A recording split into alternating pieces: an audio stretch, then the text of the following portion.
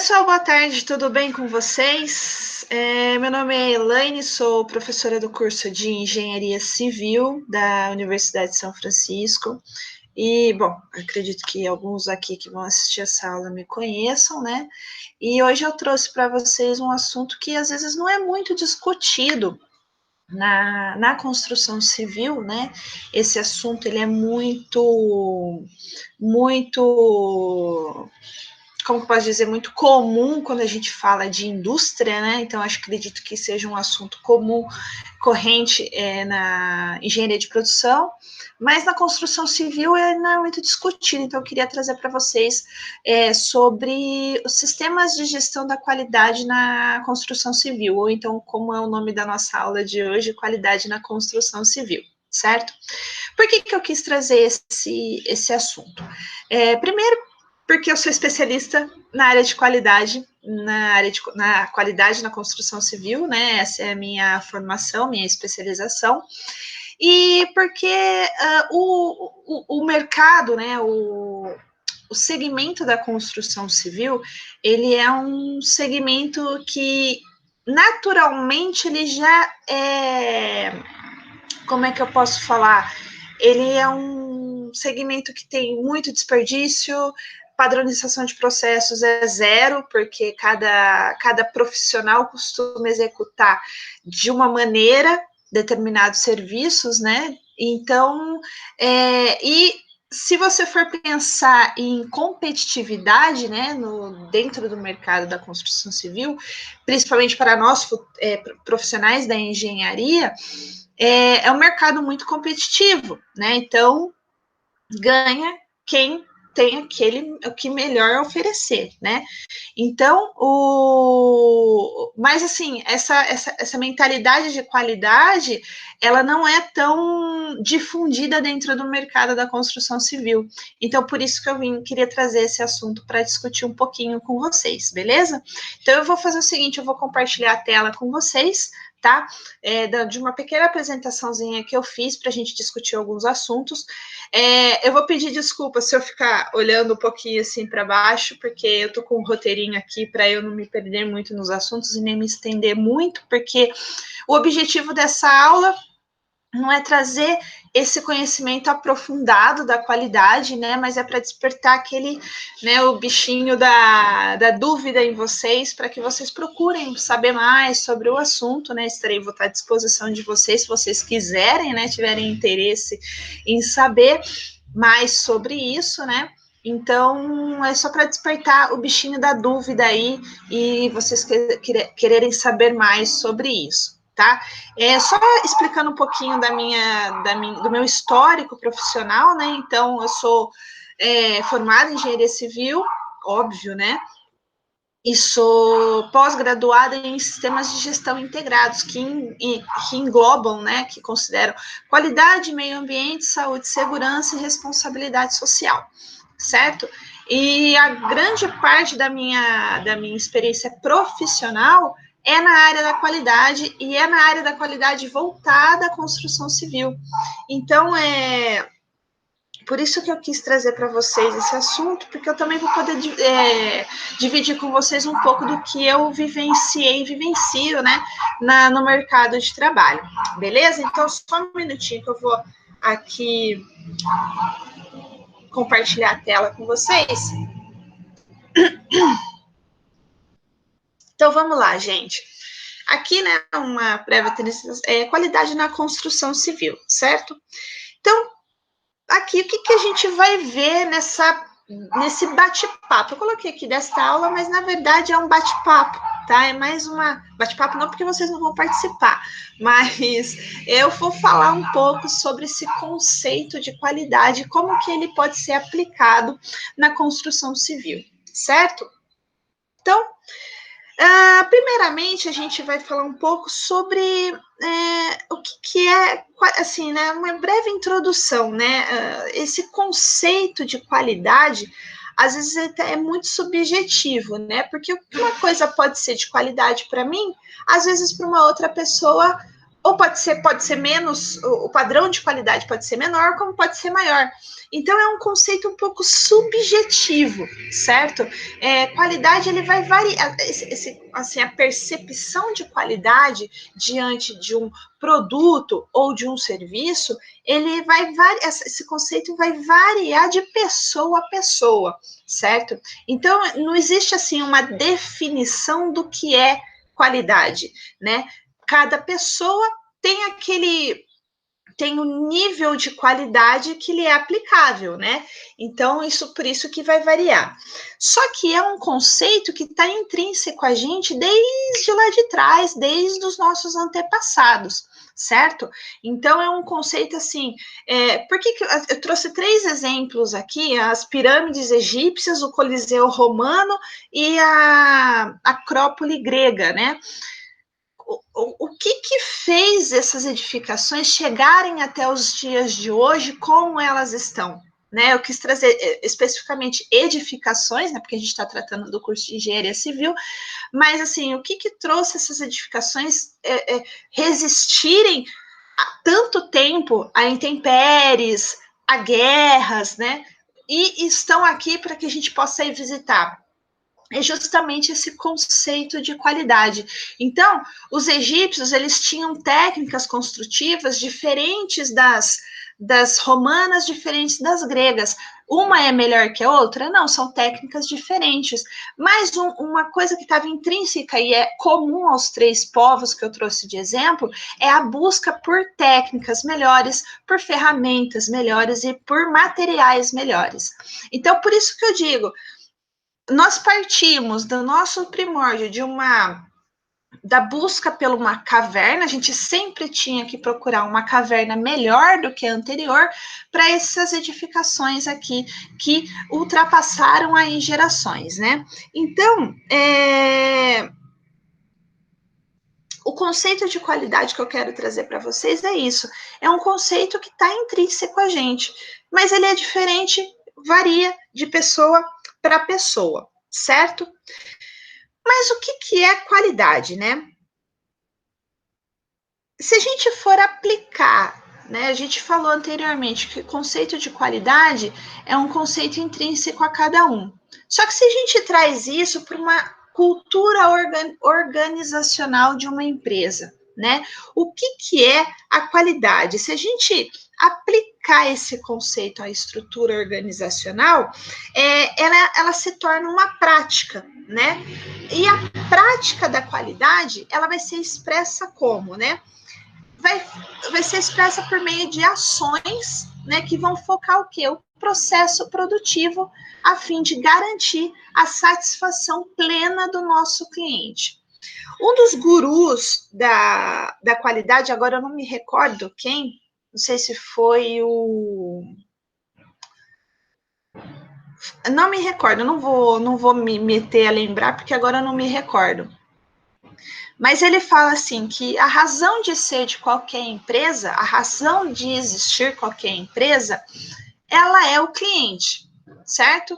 Independente se você está ofertando um produto ou ofertando um serviço, a razão da existência da sua empresa é o cliente. E não é só o cliente que a gente chama de cliente externo, aquele que vai adquirir o seu produto ou seu serviço, mas o cliente interno também. Quem que é o cliente interno das organizações? São os funcionários. Então, se você, futuro engenheiro, vai ser proprietário de uma empresa, você vai ter que lidar com 2 tipos de cliente, o cliente interno e o cliente externo. O cliente interno vai ser o seu funcionário, vai ser aquele que vai desenvolver o seu produto ou seu serviço. E o cliente externo é o que vai receber o resultado desse processo.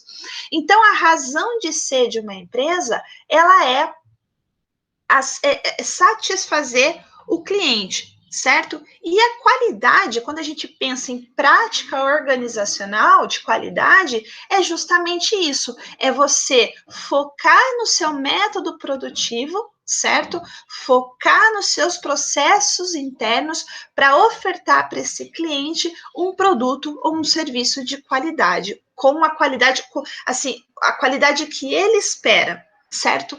Então, quando a gente fala assim que o cliente tem sempre razão, a qualidade ela meio que se fundamenta nesse princípio, né? Por quê? Porque é para a gente satisfazer ele, né? Como eu disse anteriormente, a qualidade ela vai remontar desde os primórdios da civilização, né? Então, desde o do homem Homo sapiens, desde o Australopithecus, eu discorrendo um pouco sobre antropologia, brincadeira. Mas, assim, o conceito de qualidade que a gente entende hoje, né, que a gente conhece hoje, ela veio crescendo, né, veio sendo moldada a partir da Segunda Guerra Mundial, certo? Entre a Primeira Guerra e na verdade, assim, tá? A gente puxar um pouquinho do histórico. A qualidade, ela remonta o processo como a gente conhece hoje em dia de qualidade, ele vai remontar desde a Revolução Industrial, que ocorreu ali no finalzinho do século XVIII, início do século XIX, certo? Por quê?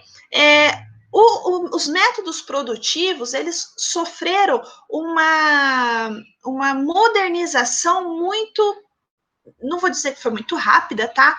Mas, assim, houve para a época, houve uma rapidez, assim, muito elevada de modernização desses métodos produtivos, com o surgimento das máquinas a vapor, da oferta de mão de obra. Então, as pessoas responsáveis pelos meios de produção viram a necessidade de entregar um produto que tivesse o mínimo de qualidade, né? Um produto que tivesse o mínimo de qualidade. Então, esse conceito de fazer verificações no processo produtivo remonta dessa época. Só que isso só foi formulado como uma prática organizacional a partir da Segunda Guerra Mundial, certo? O Japão, principalmente, foi um dos precursores, né, desses métodos de qualidade. Ele estava, do final da Segunda Guerra, era um país destruído. Tanto as cidades, as edificações estavam destruídas, como a economia. Então, ele precisava se reerguer. E nisso, um dos gurus da qualidade, que foi o Deming, ele já tinha uma filosofia de qualidade, que ele já era um estudioso dessa área, né? E ele meio que ensinou os japoneses a como melhorar os processos produtivos. Só que o japonês pegou isso e aperfeiçoou e nos entregou que a qualidade que a gente conhece como hoje em dia, certo? Feito isso, tanto que, assim, não sei se vocês já ouviram falar, uma das ferramentas mais conhecidas, uma ferramenta de qualidade muito, muito conhecida, é o diagrama de Ishikawa, né, que ele vai avaliar a causa e o efeito, né, de determinada situação, por que aquilo ocorreu e o que aquilo pode ocasionar. Se vocês quiserem pesquisar depois, é o diagrama de Ishikawa, então é bem interessante. Então, eles aperfeiçoaram isso, né? E a qualidade que a gente conhece hoje, que é você fazer verificações no processo, ao longo do processo produtivo, você padronizar os processos, né? Padronizar através de procedimentos, né? Boas práticas de produção.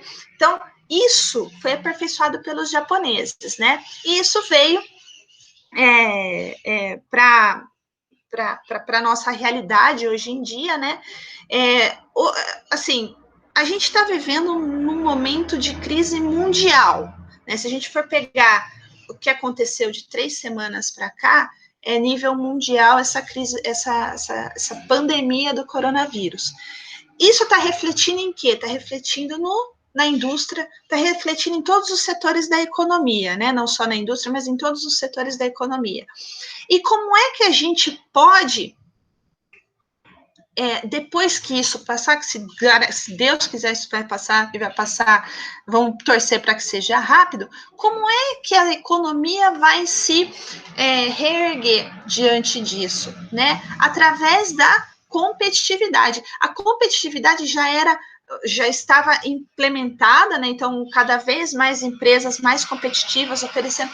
E como que você vai se destacar num ambiente tão competitivo? É através da qualidade do seu produto ou do seu serviço. Então, por isso que quando a gente fala de qualidade nas empresas, a gente fala, esse conceito de qualidade, ele está muito conectado à gestão da empresa. Por isso que a gente também chama de sistema de gestão da qualidade, certo? Porque não é simplesmente você ofertar um produto ou um serviço de qualidade com qualidade, mas você tem todo um gerenciamento desse processo produtivo. E como que você gerencia? Através do sistema de gestão da qualidade, certo? Quando a gente fala de sistema de gestão da qualidade, a gente fala de um pacote de normas, né, que visam padronizar esse sistema, que é o próximo tópico. Aqui eu só trouxe, assim, quis trazer essas duas figuras sobre, né, o que é a qualidade.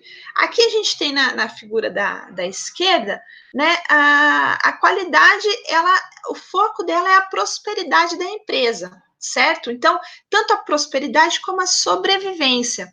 E o objetivo da qualidade é a satisfação do cliente. Só que você não consegue isso, você não vai conseguir a prosperidade da empresa sem a satisfação do cliente. E como que você garante a satisfação do cliente? Você garante através da qualidade do seu produto ou do seu serviço, seu custo, prazo de entrega, segurança dos seus funcionários, segurança do meio ambiente.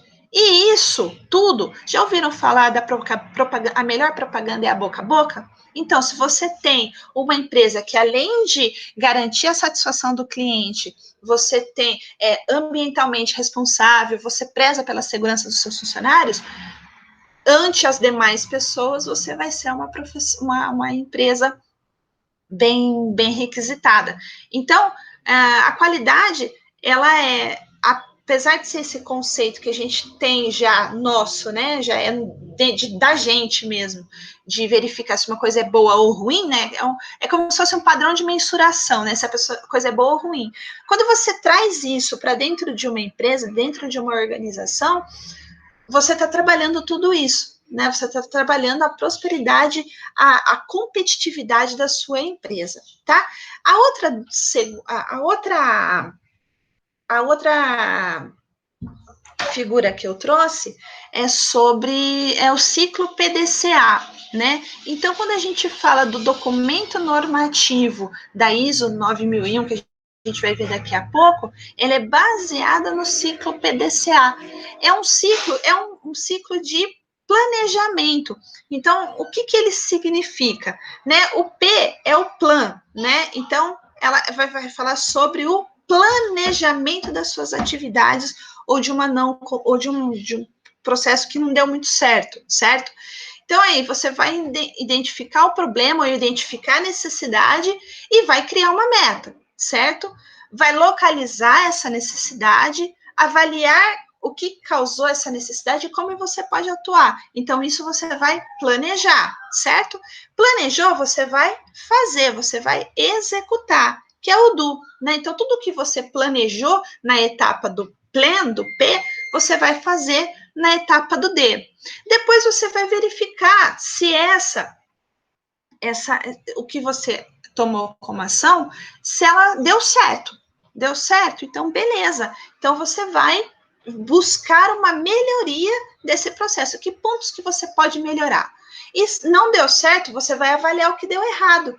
E vai melhorar esse ponto que deu errado também, que é no ACT, que é a ação. Então, quando a gente fala do documento normativo sobre sistema de gestão da qualidade, esse documento normativo, essa norma, ela está baseada principalmente no ciclo PDCA, certo? Que é, quando a gente fala de qualidade, o ciclo PDCA é meio que assim uma regra. É meio não, né? É uma regra. Você precisa, é o começo de tudo. Quando você pensa em qualidade, você tem que aplicar o ciclo PDCA no seu processo, ok? Bom,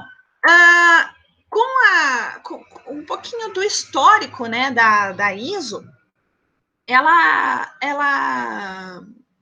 foi criada em 1987, né? Aqui a gente está falando especificamente da ISO 9001, que é a norma de gestão de sistemas de gestão da qualidade, certo? Mas existem a ISO 14001, que é sistemas de gestão ambientais, né? De normas a norma do meio ambiente. A ISO 45001, que é a norma de sistemas de gestão de saúde e segurança no trabalho. Então, hoje, aqui especificamente, a gente vai estar falando sobre a ISO 9001. Ela foi criada em 1987, certo? Teve esse comitê técnico, né, que foi implementado, né, sobre... por que primeiro, né, voltando, eu acabei fugindo aqui, avancei um pouco o assunto, mas voltando. Por que criou-se essas normas, né? A partir de 1945, a partir da década de 50, 60, mais ou menos, os japoneses, depois dessa reconstrução, depois da Segunda Guerra, eles se tornaram um mercado muito competitivo. Eu vou trazer um exemplo para vocês. Você vai comprar um carro, certo? Eu não sei aqui se vocês têm preferência, mas eu vou falar o que eu sei do meu marido, que ele sempre fala. Você tem um Honda, marca Honda, e deixa eu pegar uma outra, o Jack Motors, não sei se vocês conhecem, mas um Jack Motors. Também não estou querendo desmerecer nenhuma marca, tá? Se alguém tem um Jack, ótimo, você tem um Jack. Eu tenho uma picape Corsa 2001, brincadeira. O que aconteceu? Depois da Segunda Guerra, quando os japoneses começaram esse processo de ressurgimento econômico, né, de reerguer a economia, eles utilizaram muito da qualidade, desse conceito, dessa filosofia de qualidade, né, que já existia, e com o passar do tempo eles foram aperfeiçoando isso. Tanto quando a gente fala de produtos japoneses, a gente já sabe que é um produto que tem uma boa qualidade, uma ótima qualidade, né? Meu marido fala assim, não, eu vou comprar um Honda, porque se um Honda, eu não tenho manutenção com um Honda, né? Não é um carro que necessita de manutenção sempre. Então, eu tenho essa visão de carro, não entendo muito, mas assim, essa visão que eu tenho é essa. E aí, com essa crescente, com essa adequação das empresas, né? Não, peraí, eu quero ser igual a essa empresa japonesa, eu quero aplicar isso. Como isso foi tomando um certo volume, né?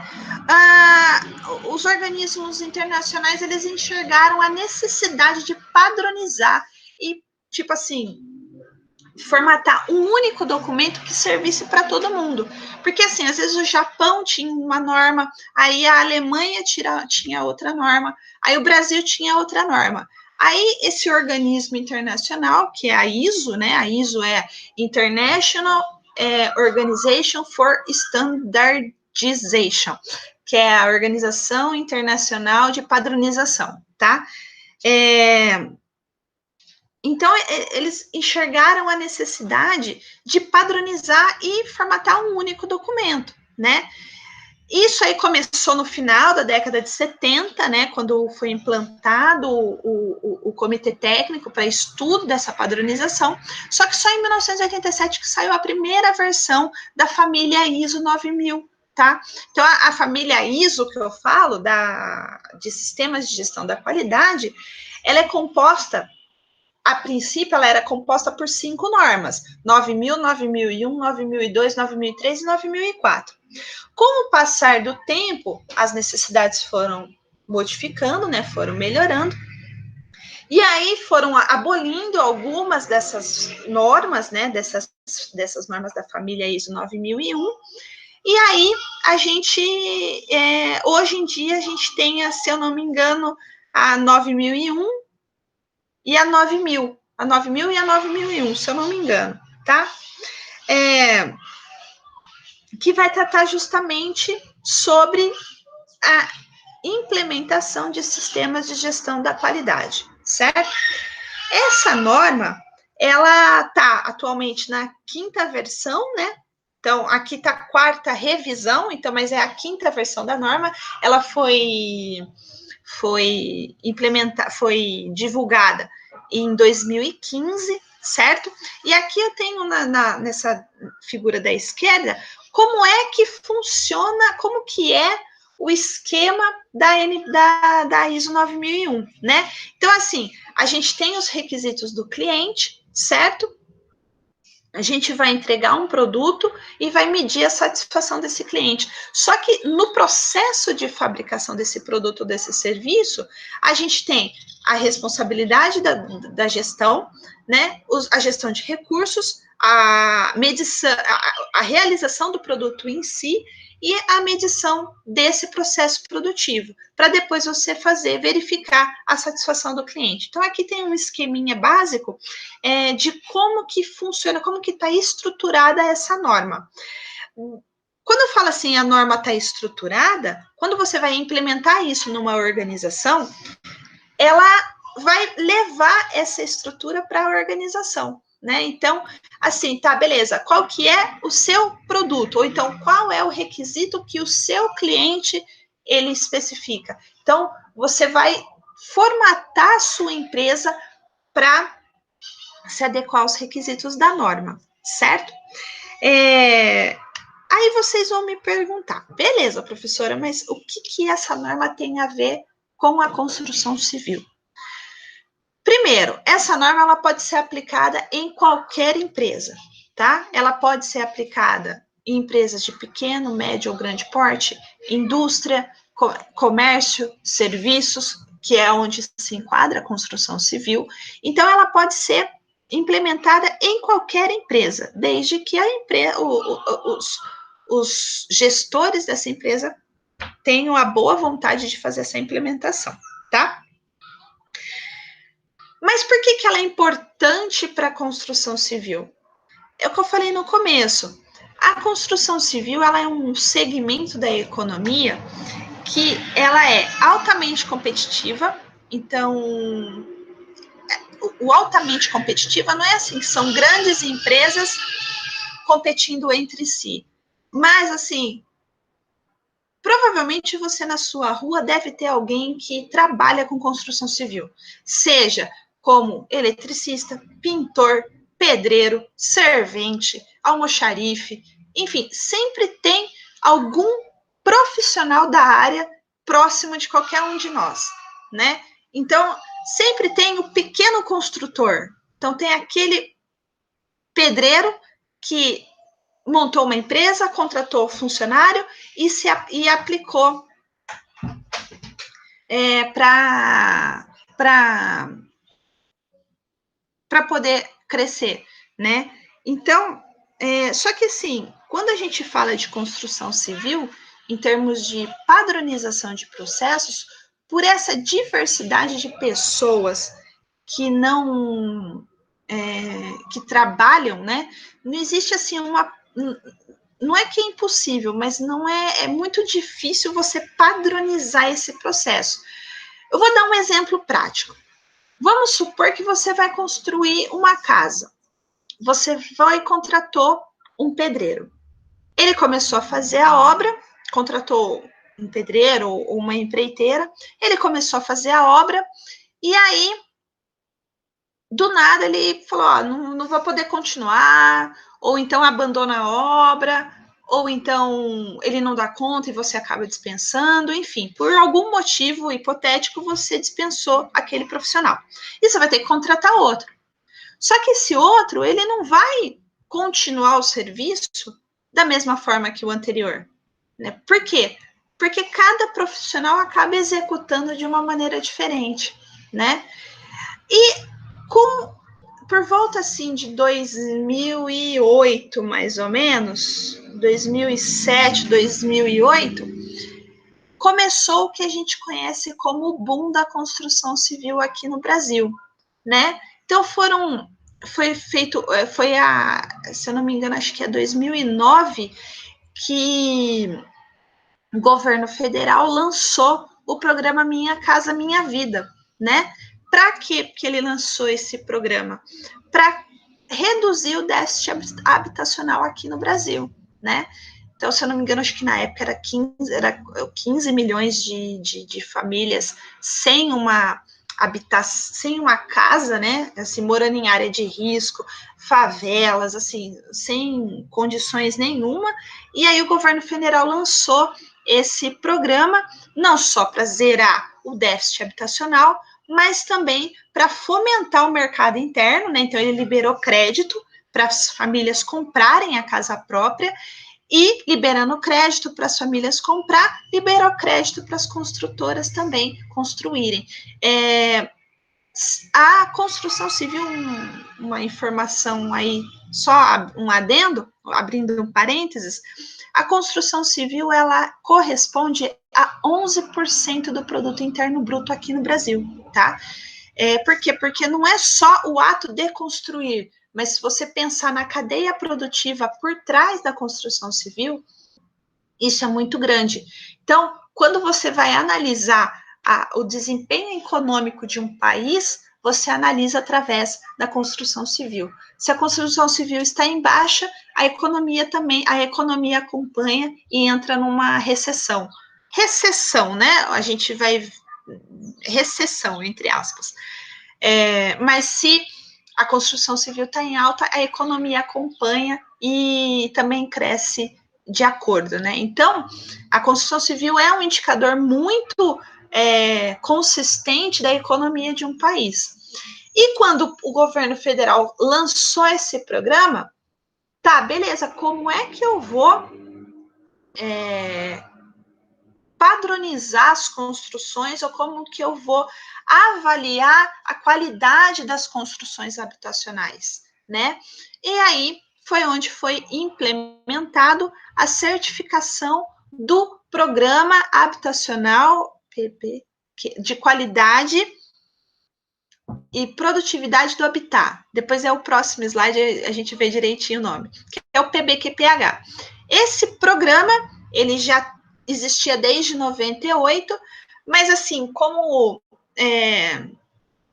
não tinha, a construção civil ainda estava patinando, né, nesses primeiros anos aí dos anos 2000, ele foi efetivamente implementado, ou implementado não, né, mas foi efetivamente cobrado das empresas a partir do lançamento do programa Minha Casa Minha Vida, né? Então, como é que eu vou liberar o crédito para a empresa trabalhar, para a empresa construir? A empresa tem certificação do PBQPH? Então, beleza. Então, eu vou liberar o crédito. Então, a norma ISO, ela pode ser aplicada a qualquer empresa, mas quando a gente fala de construção civil, a gente tem que aliar ela a esse outro documento normativo, que é do governo federal, é específico aqui do Brasil, que é o PBQPH. Então, o PBQPH é o Programa Brasileiro de Qualidade e Produtividade do Habitat, tá? Na época do lançamento do Minha Casa Minha Vida, ele foi cobrado, né? Ele era solicitado às empresas que iam construir para Minha Casa Minha Vida, certo? Na época, era o Ministério das Cidades, hoje o Ministério das Cidades não existe mais, acho que é Secretaria da Cidadania, alguma coisa assim, mudou, não existe mais o Ministério das Cidades, mas ele regulamentar não é o termo correto, porque quando a gente fala de regulamentação, a gente está falando de lei, mas ele fazia toda a regulamentação do sistema de gestão da qualidade aplicadas a empresas construtoras, empresas de serviços e obras da construção civil, né, empresas construtoras, né? Ele é um documento normativo que ele é baseado na ISO 9001, então ele tem a mesma estrutura, certo? E ele apresenta alguns requisitos quanto à qualidade do habitat. Explicando em miúdos, assim, o que é a qualidade do habitat? Quando a gente, aqui todo mundo acho que tem quando a gente fala assim de moradia popular, a gente tinha aquele pré-conceito, né, de que eram moradias que que ofereciam o mínimo de qualidade ou até nenhuma qualidade, correto? Acredito que todo mundo pensa assim quando lembra de CDHU, de Coab. Então, a gente já tem aquele preconceito de que moradia popular não presta, ok? Falou português, claro, né? O PBQPH, ele vem, esse documento normativo, ele vem para trazer o mínimo de qualidade para essa população mais carente de moradia, certo? Então, ele vai especificar vai criar um sistema de gestão da qualidade para empresas construtoras, certo? E para cada, o PBQPH é um programa, né? E aqui atrás a gente tem os 3 sistemas de qualificação de cada um, do PBQPH. O SIAC é o Sistema de Avaliação da Conformidade de Empresas de Serviços e Obras da Construção Civil. Então, ele vai avaliar os processos de produção de edificações, então ele vai auditar, ele vai ser implementado em construtoras, ok? O CIMAC, que é o Sistema de Qualificação de Materiais, Componentes e Sistemas Construtivos, então o CIMAC, ele vai avaliar os materiais, né, a qualidade dos materiais, e o SINAT é o Sistema Nacional de Avaliação Técnica de Produtos Inovadores. Então, uma técnica construtiva nova, aqui no Brasil a gente sabe que é muito usual fazer casa de alvenaria. Tá, mas eu quero fazer uma casa de drywall. Quem que vai avaliar a qualidade dessa casa de drywall? É o SINAT, certo? Então, assim, o PBQPH, ele é composto por esses 3 sistemas de avaliação da qualidade.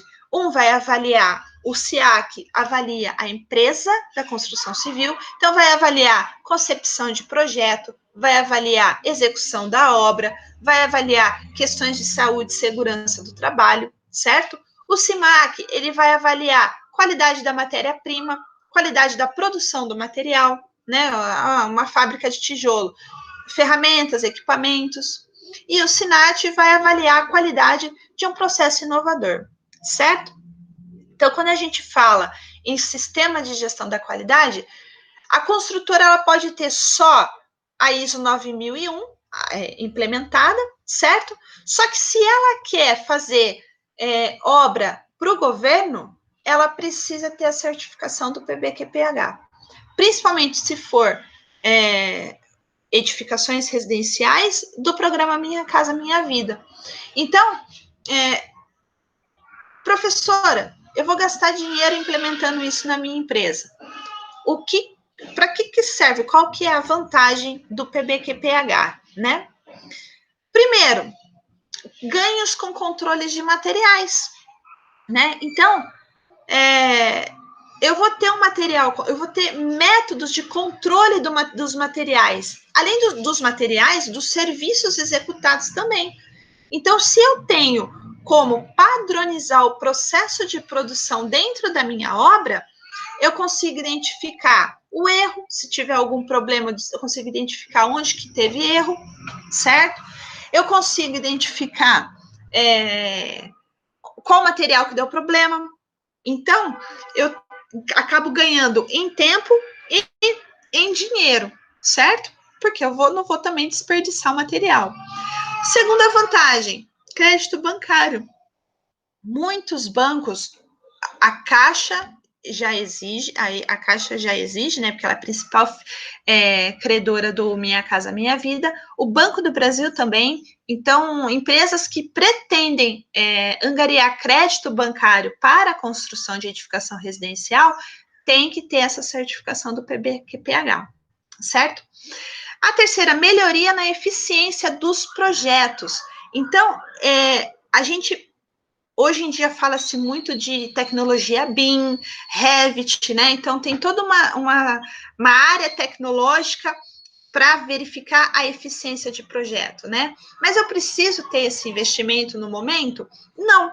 Talvez uma certificação ela já consegue te auxiliar na melhoria dos seus projetos, dos seus projetos não, mas desde a fase de concepção do projeto até na fase de execução da obra, né? Então, eu consigo verificar possíveis interferências do projeto estrutural com projetos complementares, certo? Então, vem melhorar a eficiência desse projeto. E o principal, que é o custo, né? O custo, eu consigo ter uma precisão maior de custo. Eu não vou ter desperdício nem de material e muito menos de dinheiro, né? Quando a gente fala da implementação de uma norma de sistema de gestão da qualidade para construção civil, ok? Bom, gente, era isso que eu queria trazer para vocês, certo? Eu acredito que eu queria só despertar esse bichinho aí da qualidade para vocês, não foi nada muito aprofundado, porque também esse não é o objetivo, certo? Mas eu espero que vocês tenham gostado. Vou fazer igual o YouTube, deixa o like, se inscreve no canal, brincadeira. Mas assim, eu espero que vocês tenham gostado desse assunto. Eu estou à disposição se vocês quiserem fazer mais, tiverem dúvidas, quiserem saber um pouco mais sobre esse assunto, certo? Então, fiquem à vontade, meu nome é Elaine Mello, então é elaine.mello@usf.edu.br. Podem me mandar e-mail, podem me procurar na faculdade, podem ficar à vontade, ok? Então, obrigado pela presença de vocês, para quem for assistir essa aula, né? E eu agradeço muito aí a oportunidade de estar contribuindo com essa nova dinâmica, né, de aula, beleza? Um abraço para todos, gente. Tchau, tchau.